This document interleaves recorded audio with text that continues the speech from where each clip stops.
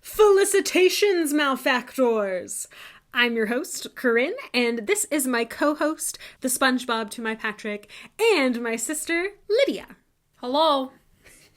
We're here to talk about silly and nerdy things, and just how they've shaped us into the people we are today. Who will join us?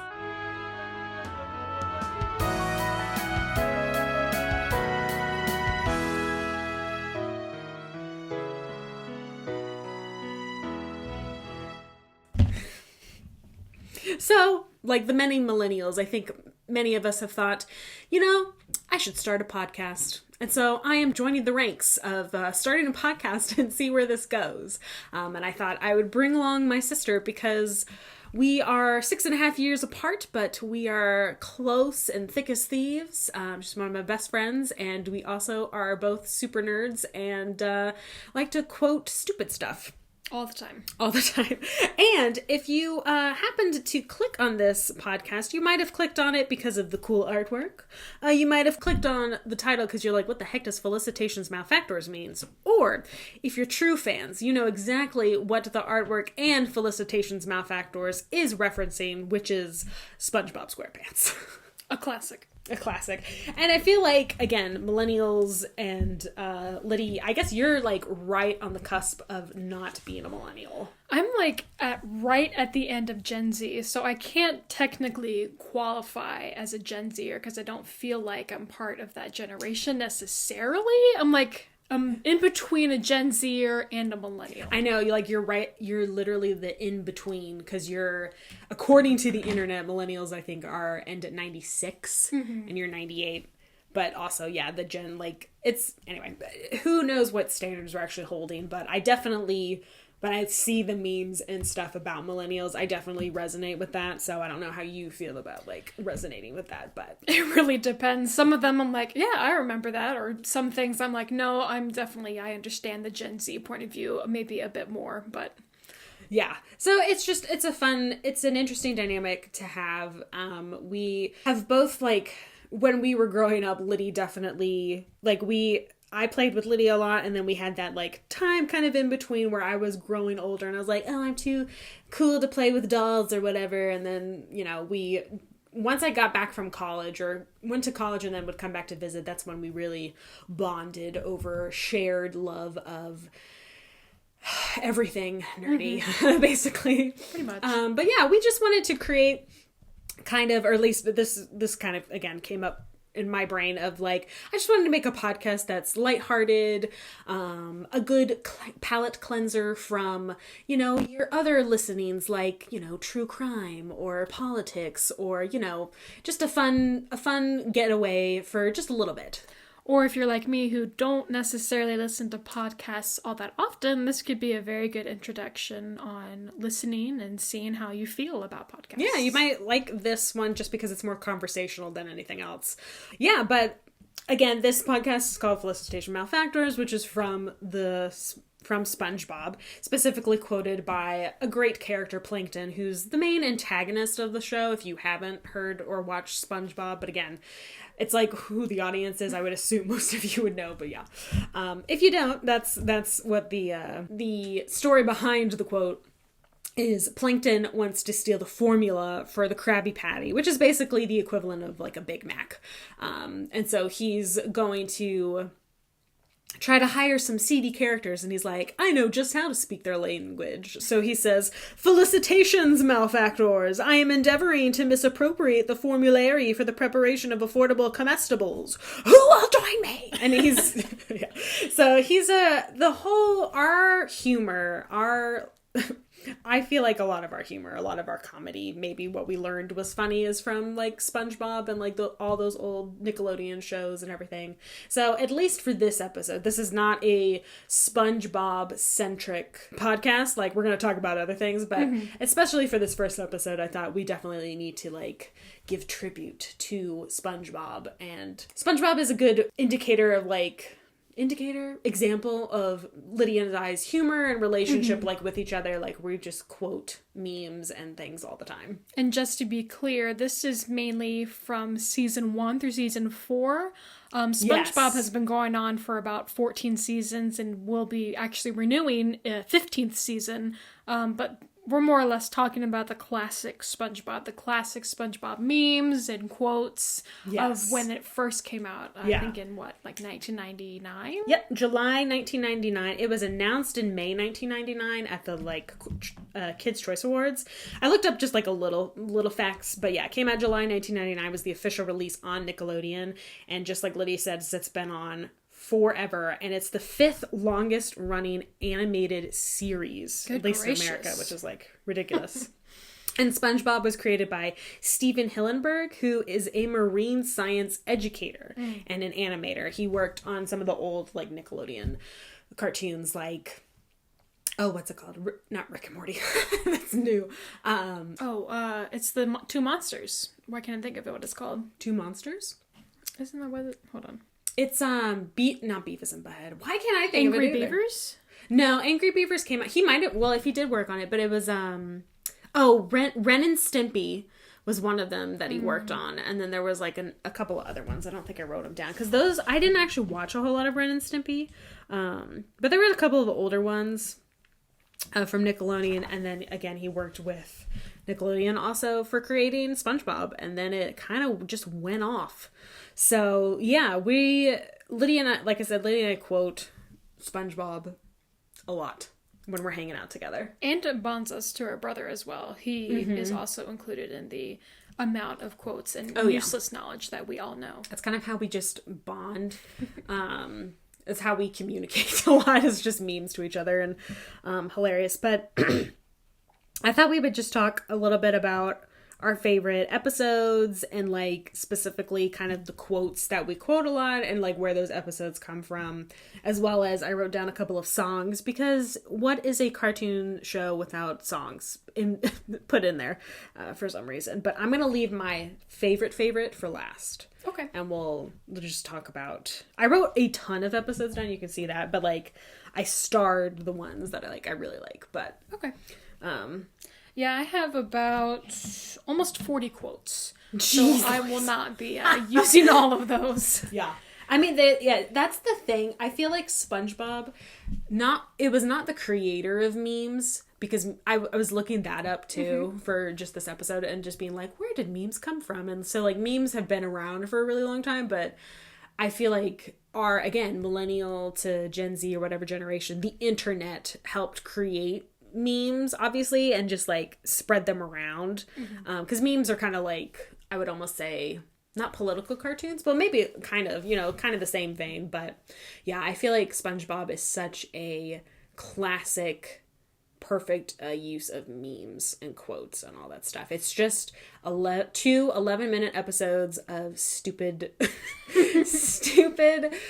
silly, sometimes good morals, but mainly really sketchy. Just dumb. Yeah, and some sketchy things. We can probably dive into that a little bit if we want to.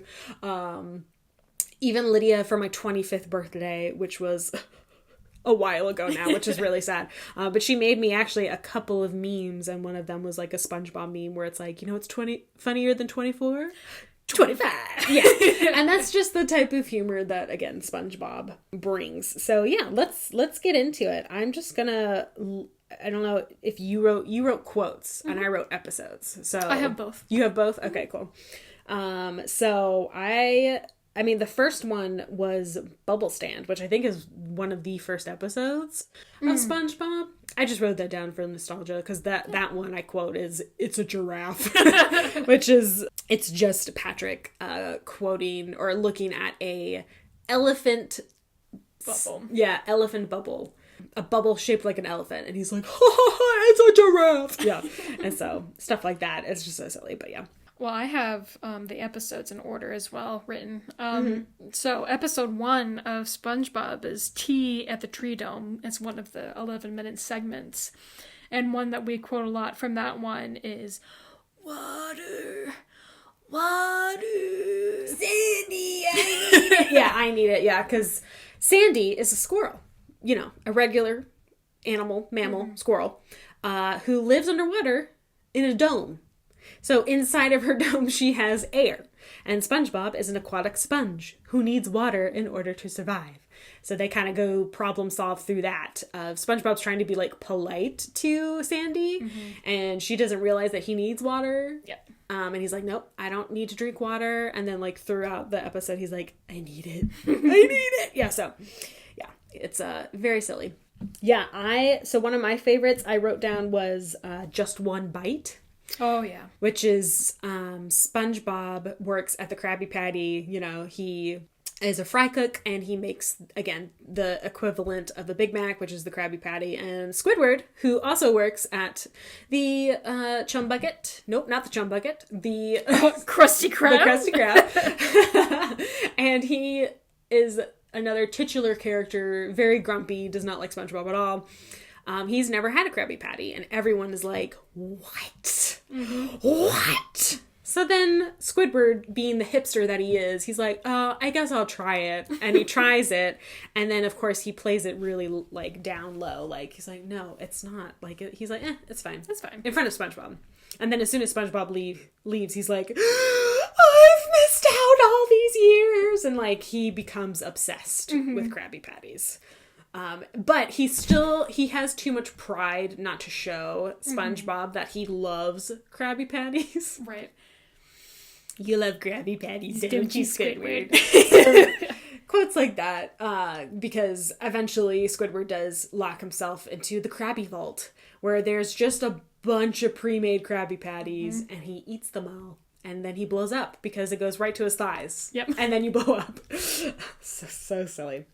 And then I have another one, Idiot Box. Oh my goodness. I love the Idiot Box episode. That one is literally just SpongeBob and Patrick, which I compared ourselves to at the beginning of this episode. I just say I'm Patrick because I can do the Patrick voice decently well, and I am more rotund than Lydia.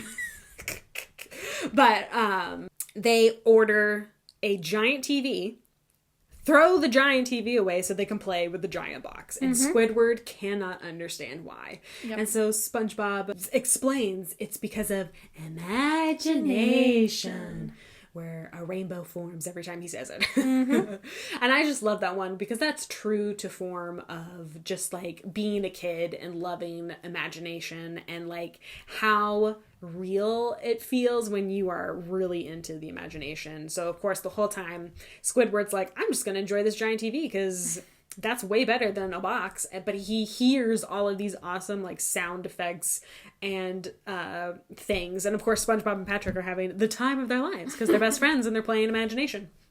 So it's just very funny. So then eventually Squidward lets go of his pride. That's a lot of things that Squidward learns in these episodes, is pride usually. And he enjoys the imagination of the box, but actually it's the box being thrown into the dumpster. But that's fine. Yep. Yeah. What about you? What is one of yours? One that the three of us quote a lot as siblings is episode 24, called Dying for Pie. Yes. Not only is it about, they get a delivery from a boat about pies, but they found out that the pies are bombs. They're from a bomb factory, totally just out of nowhere. They just figure out, oh yeah, these pies that we bought, they're bombs.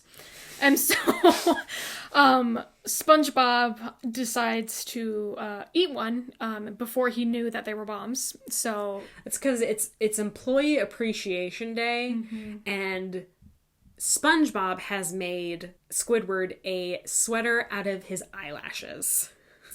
Yes, and so one which is just so disturbing when you think about it. Yeah, and that's one that we quote all the time is Mr. Krabs talking to Squidward saying, "You cried him a sweat of tears, and you kill him." Yeah, the boy cries you a sweater of tears, and you kill him. You had to kill him. Because what happens is SpongeBob, he makes him that eyelash monstrosity. Squidward, of course, doesn't really appreciate it, and he's like, well, I gotta get SpongeBob something. He sees the guys with the boat, gets the bomb pie, gives SpongeBob the pie, or thinks spoiler, he thinks he gives SpongeBob's the pie. SpongeBob's like, oh yeah, I ate the pie. It was delicious. Thanks so much. And Squidward's like, oh no, it's a bomb. Mm-hmm. As soon as it hits his lower intestine, SpongeBob is gonna die. that's when the bomb's gonna explode, apparently. Mm-hmm. And so that's when Mr. Krabs is like, you had to kill him. The boy cries you a sweater of tears, and you kill him. So funny. Yeah, because Squidward didn't like the eyelash sweater, so then SpongeBob's like, you like this one better, Squidward? I've made this with my tears. Like, the show is ridiculous. Oh, yes. Another one I have is Mermaid Man and Barnacle Boy. I have 2 Mermaid Man and Barnacle Boy episodes that I've written down, which is, there's a lot of them, but the Mermaid Man and Barnacle Boy episode 3 and episode 5. Episode 3 is about Man Ray, which Lydia and I quote a lot. We're just like, mama, mama, mama, because they're so startled by Man Ray. Which Mermaid Man and Barnacle Boy are just knockoff Aquaman and... I don't even... His sidekick, I guess. Yes, what is his sidekick's name? I should know this. It's not Aqua Boy, or is it? Because they do that all the time in DC. Is it Aqua Boy? It might be Aqua Boy. Anyway. So, but yeah, that one, and then Mermaid Man and Barnacle Boy 5, which is when they all basically become the Justice League and are fighting all the iconic other villains from Mermaid Man and Barnacle Boy. So good. I don't know if we actually quote a lot from that one, but I just love that episode in general. Mm-hmm. It's a very good one. But yeah, I know we also quote the one where SpongeBob gets the shrinking belt. Oh, the Wumbo. Yeah, the Wumbo. Mm-hmm. Starts with M, right? For like mini or minuscule or something. And then Patrick's like, of course you have to just switch it over to Wumbo. He, she, we, Wumbos. It's first grade, SpongeBob. Yeah, all just ridiculous. Well, I might just jump to one of the best episodes of all time that most people absolutely love is episode 35 called Band Geeks. I knew you were going to say it. I know. One of the best episodes for multiple reasons, but also very much memed and quoted by our culture in general. Yes. It's about Squidward needs to put together a marching band for, I guess, a game. Yeah, it's like the Super Bowl, like literally the American Super Bowl, but because Squilliam, which is Squidward's like rival, school rival, who's just like a really snooty squid. He, I guess, didn't have his marching band ready, or they bailed out or something. So then Squidward's like, well, I have a marching band. And Squilliam's like, okay, I'll see you at the Super Bowl. You know, like, so then he has to get the whole of Bikini Bottom, which is the city, and get them together to do the marching band. And no one's good at it. Nope, it's a total disaster. They're all trying to learn these instruments. There's a time where they're all marching and the flag guys are spinning their flags too fast, and so they land into a blimp and apparently die. Yep, explosion, and then the one trumpet guy's like, bah, bah, bah. Playing a lament for them. And Squidward goes into the fetal position. Yep. So it's just a whole disaster, but one of the best scenes is before they go on, they're in what I assume is like a stadium practicing area, and it's like the entrance to the stadium. Pretty much, and Squidward's trying to lead them and conduct them, and so one of the quotes that I have a lot is, sorry, I have to find it. You're good. That this episode, honestly, is like almost entirely quotable. They have so many good lines, like the beginning. Oh no, because Patrick and Sandy get into a fight. Oh yes. So they roll out of the gymnasium, and then you hear just Patrick give like a blood-curdling scream, and then you see him poke his head in. He's like, "The owner of the white sedan, you left your lights on," and then you see that he has been thrust into a trombone. Mm-hmm. His whole body has been thrust into a trombone, so his head's sticking out the horn, and he's like, boom, boom, boom, boom, boom, boom, boom, and he sits, and he's like, just classic body cartoon humor. And one of the characters, Plankton, he has a harmonica solo. And, he's super small, so he has to run around to finish his solo, but he does a great job. And one of the quotes is from Squidward, "People talk loud when they want to sound smart, right?" And he yells out, "Correct!" I was going to say that's a good tangent. Like, so the voice actor for Plankton and actually like half the cast of SpongeBob is voiced by a guy named Mr. Lawrence, and I wish, like, I quoted it earlier, Plankton, but it's like he has like this timbre and yell to his voice that it's like I can't do, but he's just wonderful. If you have watched SpongeBob, you'll hear the guy go, "My leg." He's the same guy who does that, and like he voices one of my favorite characters in my favorite episode, Chocolate with Nuts, as the chocolate guy. But yeah, he's Plankton and a bunch of other people, but he has such a great, ridiculous yell voice, and it's hilarious. So we love Plankton when he yells, which is like what he does most of the time anyway.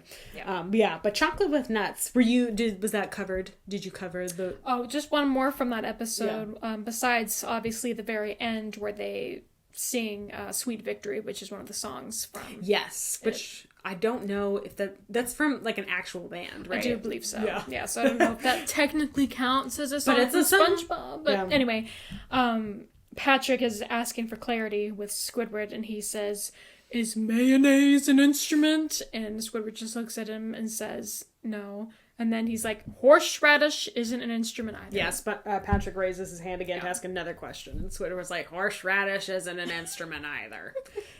So ridiculous. There's a lot of good songs in SpongeBob. There's "Ripped My Pants." Oh my goodness, yeah. Fun. F is for friends who do stuff together. U is for you and me. Yeah. And there's 2 versions of that. Again, look up Plankton's version of Fun and SpongeBob's version of Fun. The Texas song by Sandy, the Loop-de-Loop, which is very easy to remember. Oh my goodness. And probably the best SpongeBob song, which is Greasy Spoon, Just a Greasy Spoon. Yeah, it's called The Grill Is Not a Home. Yeah. It's so good. I know, it's like, I don't know what it's called. You're good. This grill is not a home. It's like a full ballad. Between SpongeBob and Mr. Krabs. Yeah. When SpongeBob was basically, I don't know, was kidnapped or forced to work at the Chum Bucket. Yeah, he was sort of kidnapped, but it was Mr. Krabs' fault because he bet his job in a game versus Plankton and lost. So then Plankton's like, "Well, now you work for me, wahaha." And Mr. Krabs does that quite a lot. With SpongeBob. Yeah, Mr. Krabs is not a great person. No. Voiced by Clancy Brown. One that I had forgotten about and found was when one of the civilians of Bikini Bottom tries the Krabby Patty with, I believe, jellyfish jelly. And it's called "Hey All You People."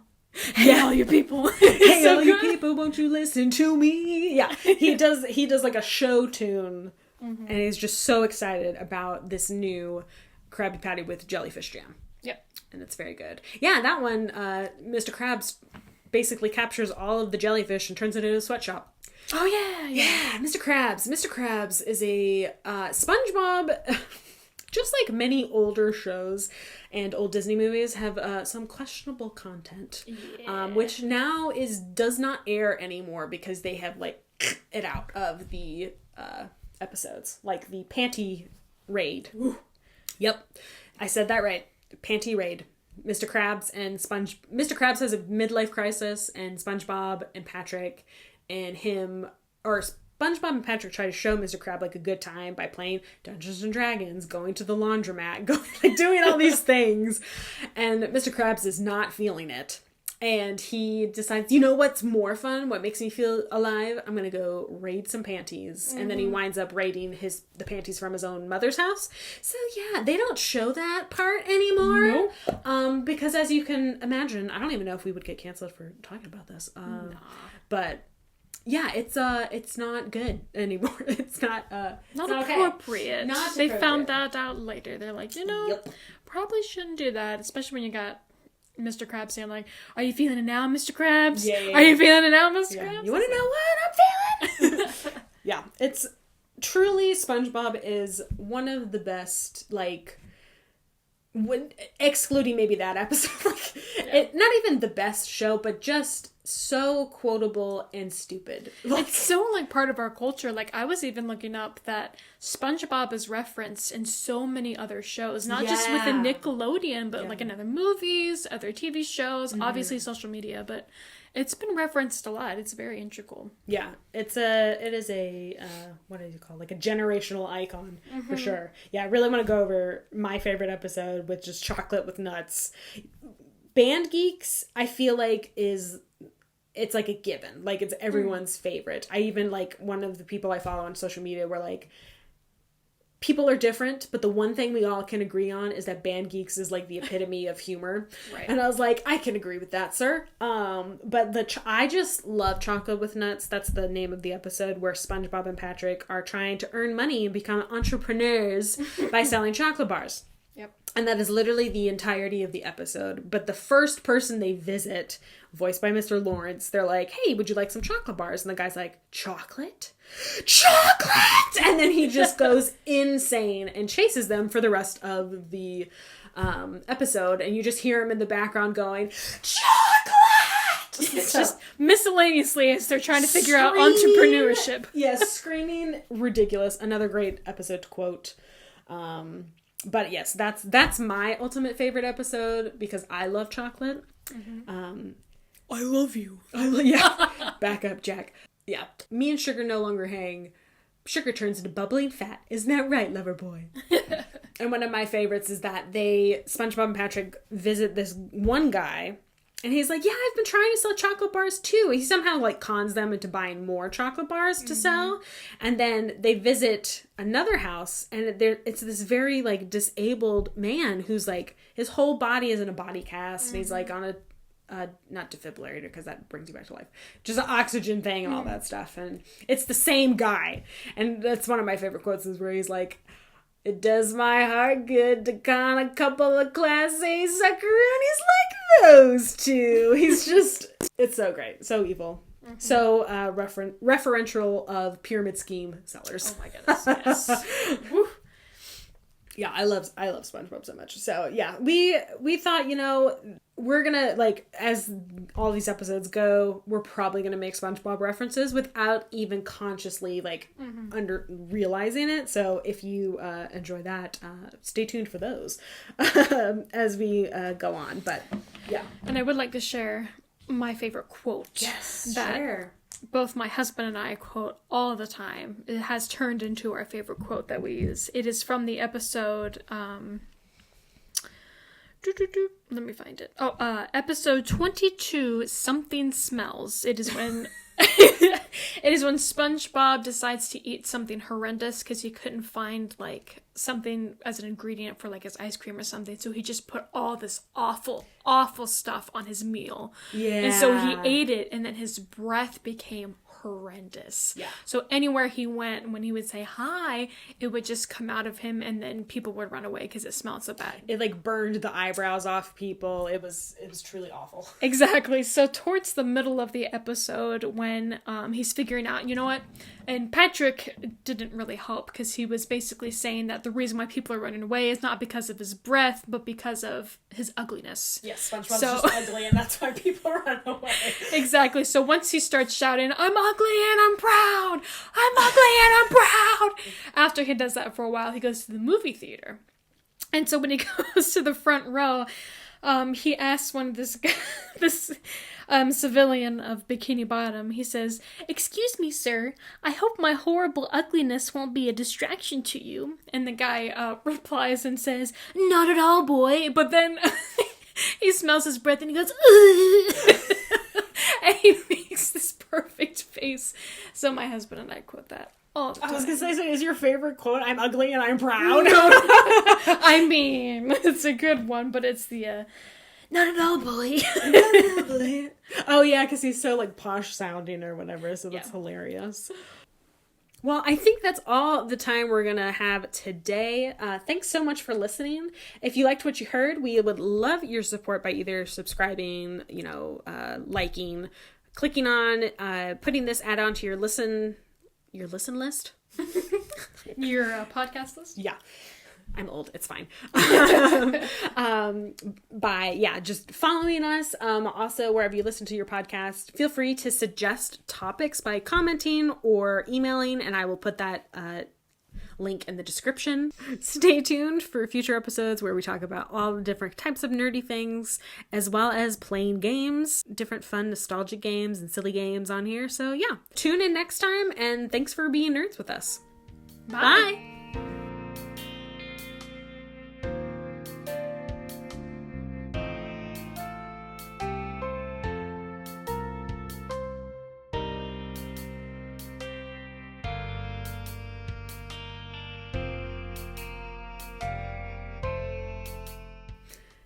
Okay, we're going to do a quick run through, Lid, of the list of quotes that you did. Oh boy. Or that you collected. Just do top 10. Mm-hmm. Just go through the ones that impact you the most. Gotcha. All right. This is are we just saying what episodes are from or just going? Just going. Just going? Okay. East? I thought you said West. That's West, Patrick. What kind of compass are you using, lad? This one, sir.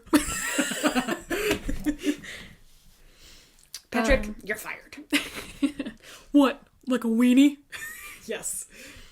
May I take your hat, sir? May I take your hat, sir? Okay, we got it. Did you smell it? That smell. A kind of smelly smell. That smells smelly. Anchovies. Anchovies! Yes. So good. It's not just a boulder. It's a rock! A rock! Yep. The inner machinations of my mind are an enigma. Where's the leak, ma'am? Finland! Goodbye, everyone. I'll remember you all in therapy. Yes, it's a good one. Good gracious, he's naked! Hey, pal, you just blowing from Stupid Town? Oh boy, 3 a.m. Oh boy, yes, oh my gosh. He's just standing there, menacingly! Oh, that's a good one. I forgot this one was from Spongebob, but don't touch me, I'm sterile. Yeah, don't touch me, I'm sterile. I don't think that's the Suds episode. I think it's a different one. Mm-hmm. But firmly grasping it. We have technology. Not until I shift into maximum overdrive. Yes, so good. Sweet, sweet chocolate. I always hated it. You can't just wait for me to die, can you? Hi, Kevin. Yes, I have that written down too. We're like brothers. Only closer. Well, the way I see it, there are 3 possibilities. 1, you stole it. 2, you stole it. Or 3, you stole it. What one's that one from? The Dime episode. Oh, yes. The Dime. The Bubble Buddy episode, he's saying, it's his first time. Once again, congratulations.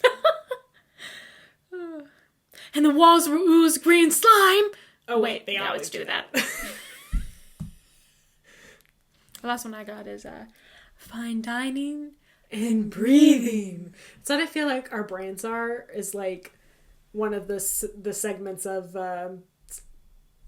or one of our brains are made of breathing and SpongeBob quotes. Pretty much. Yeah.